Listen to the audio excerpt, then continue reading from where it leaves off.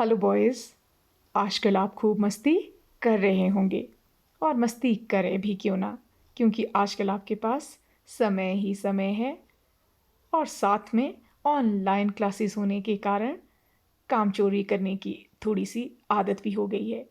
सभी बच्चों के लिए नहीं कह रही हूँ, पर कुछ बच्चे इस तरह के बहाने ज़रूर करते हैं। Ma'am, your voice is not Audible. Ma'am, PDF नहीं खुल रही है। तो इस तरह से कुछ बच्चों में कामचोरी की आदत हो गई है। इस कहानी में भी देखते हैं कि किस तरह से बच्चों में कामचोरी की आदत हो गई है और माता-पिता क्या निर्णय लेते हैं। घर के बच्चे उठकर पानी भी स्वयं नहीं लेते हैं और खूब मोटे तगड़े हो गए हैं। इसके कारण माता-पिता में वाद-विवाद होता है और लंबे वाद-विवाद के बाद निर्णय लिया जाता है कि घर के नौकरों को निकाल दिया जाएगा और घर के बच्चे ही अपना काम स्वयं करेंगे।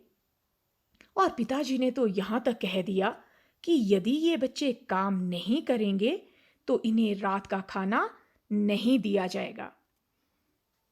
और बच्चों को भी इस बात का जब पता चलता है तो वे सोचने लगते हैं कि हाँ, हम काम क्यों नहीं करते।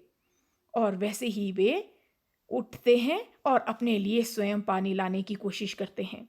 इस पानी लाने की कोशिश में वे सभी बच्चे उठते हैं और एक दूसरे का इंतज़ार नहीं करते।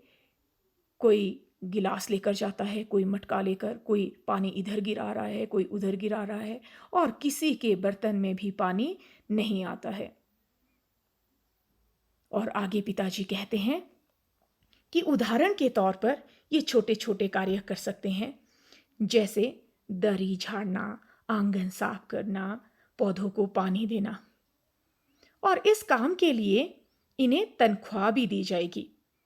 और जैसे ही बच्चों के कान में तनख्वाह की बात पहुंचती है, घर के बच्चे दरी उठाते हैं, चार कोनों से बच्चे झाड़ना शुरू करते हैं और कुछ बच्चे डंडे लेकर उसे पीटना शुरू कर देते हैं। ऐसा करने से आप सोच ही सकते हैं कि घर की हालत क्या हो गई होगी। घर के बड़े सांस तक नहीं ले पाते, वहां से उन्हें भगाया जाता है और ये बच्चे तनख्वाह की बात मन में रखते हुए फौरन आंगन में पहुंचते हैं और झाड़ू देना शुरू करते हैं। वहां एक झाड़ू होने के कारण सभी बच्चे झाड़ू की तिलियां लेकर, जितनी जिसके हाथ में लगती है, तिलियां लेकर आंगन साफ करने लगते हैं।